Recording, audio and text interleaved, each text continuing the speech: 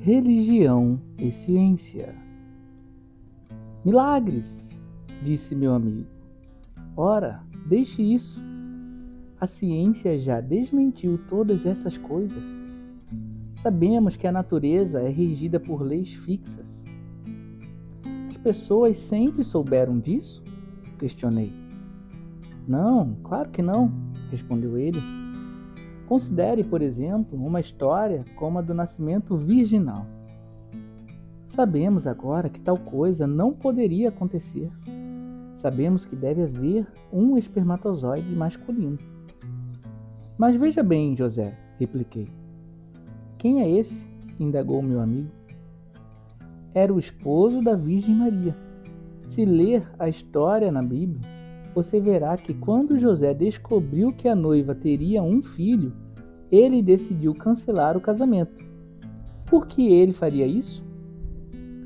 A maioria dos homens faria, não?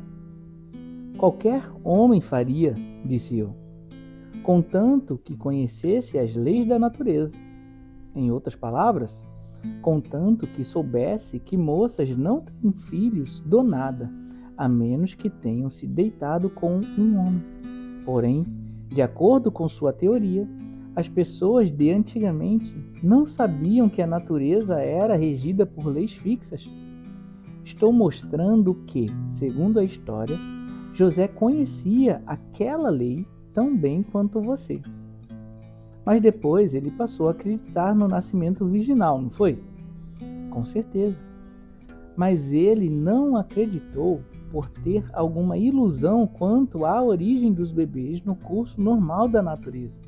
Ele acreditou no nascimento virginal como algo sobrenatural. Ele sabia que a natureza atua de maneiras fixas, regulares. Mas ele também acreditava que existe algo além da natureza capaz de interferir em seu funcionamento de fora para dentro, por assim dizer. Mas a ciência moderna demonstrou que isso não existe. Foi mesmo? Questionei. Qual dentre as ciências? Bem, isso é um detalhe, respondeu meu amigo. Eu não saberia indicar a página e capítulos exatos. Por acaso você não vê, perguntei, que a ciência nunca poderia demonstrar algo do tipo? Por que motivo não poderia? Porque a ciência estuda a natureza. E a pergunta é se existe algo além da natureza, algo fora dela. Como se poderia descobrir isso simplesmente estudando a natureza? Horas. Já não sabemos que a natureza deve trabalhar de modo absolutamente constante? Quero dizer, as leis da natureza mostram-nos não apenas como as coisas acontecem, mas como devem acontecer. Nenhuma força poderia alterá-las. Como assim? Questionei. Veja bem, disse. Esse algo fora, entre aspas, de que você fala, por acaso é capaz de fazer 2 mais 2 resultar em 5? Não, respondi. Certo, disse ele. Bem, eu entendo que, segundo as leis da natureza, 2 mais 2 são 4. A ideia de elas serem alteradas é tão absurda quanto a ideia de alterar as leis da aritmética. Espere um momento, falei. Suponha que você coloque 6 centavos em uma gaveta hoje e mais 6 centavos amanhã. As leis da aritmética garantem que você encontrará o valor de 12 centavos ali no dia seguinte? É claro, disse ele, contanto que ninguém tenha mexido na gaveta.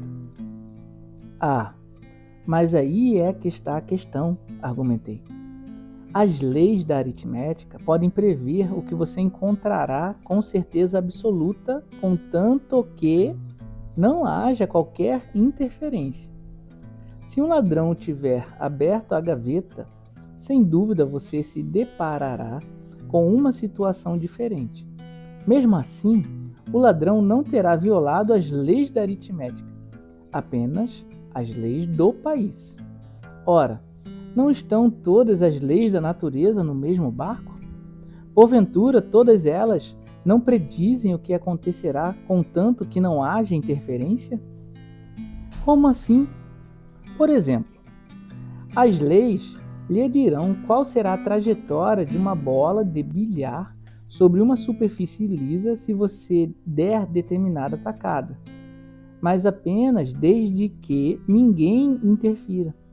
Se com a bola já em movimento, alguém pegar um taco e a atingir de um lado, aquilo que o cientista previu não acontecerá. Não, claro que não. Ele não levou em conta inconveniências do tipo. Exato. E da mesma forma, se existe algo fora da natureza e se isto interferisse, o fenômeno esperado pelo cientista não aconteceria.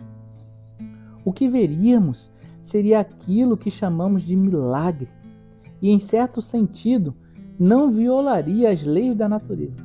Afinal, as leis prevêem o que acontecerá se nada interferir, mas não são capazes de prever se algo vai interferir.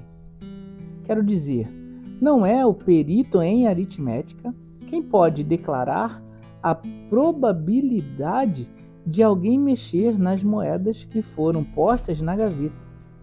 Um detetive seria de mais proveito.